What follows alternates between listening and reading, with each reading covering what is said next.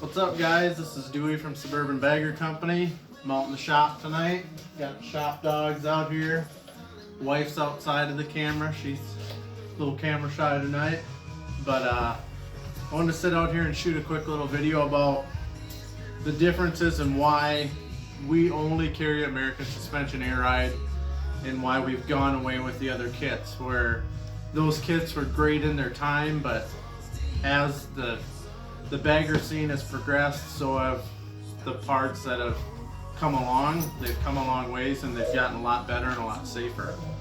So I want to start with basically the old air ride that everyone's used to, because I feel like nobody really knows what's out there. I think everyone's still got the same mindset that there's only one kind of air ride, and they've heard 100 horror stories about people getting left stranded because they went on a ride and they went to a bar and went to come out and shock was blown, airline was blown, what have you. So we're going to start with that setup. So this is your standard traditional air shock that everyone's seen in every single air ride kit for the last 10 years. And in all reality, this is a pair of $65 vehicle shocks that have been converted to work on a Harley, which in their time it was great. It was a really good economical way to get your bike lowered and get that really cool stance you wanted without spending all the money. But there's some downsides to it, and honestly some safety things. First of all, I'd start with the rubber boot here that the air gets compressed into.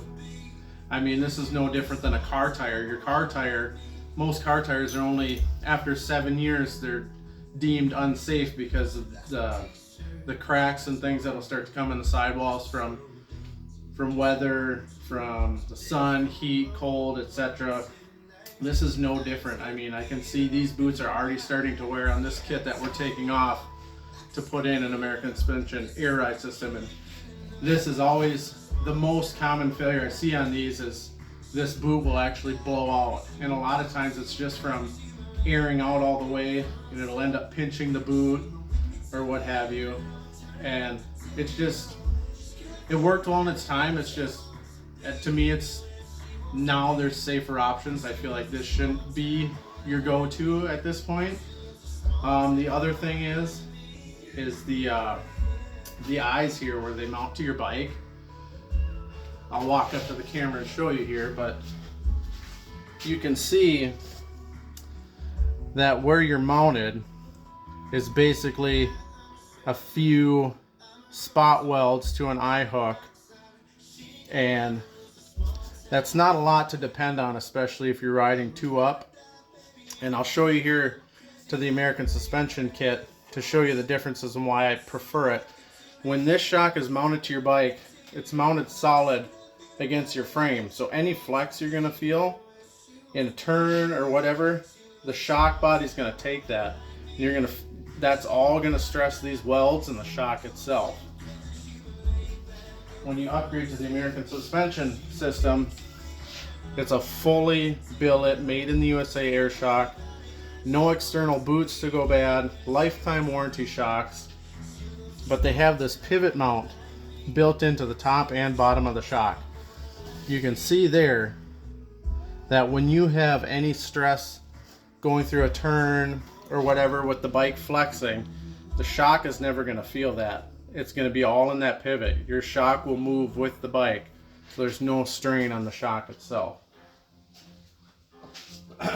The other bonus to going to the newer style air ride system is it's just a lot less complex, a lot less points of failure. Your old system, you've got dump solenoids, fill solenoids, you've got compressor, you've got relays, you got tons of wiring, switches, just a lot of honestly pain in the ass stuff to be put onto your bike. Our new setup from American Suspension, you've got your compressor and tank built all into one.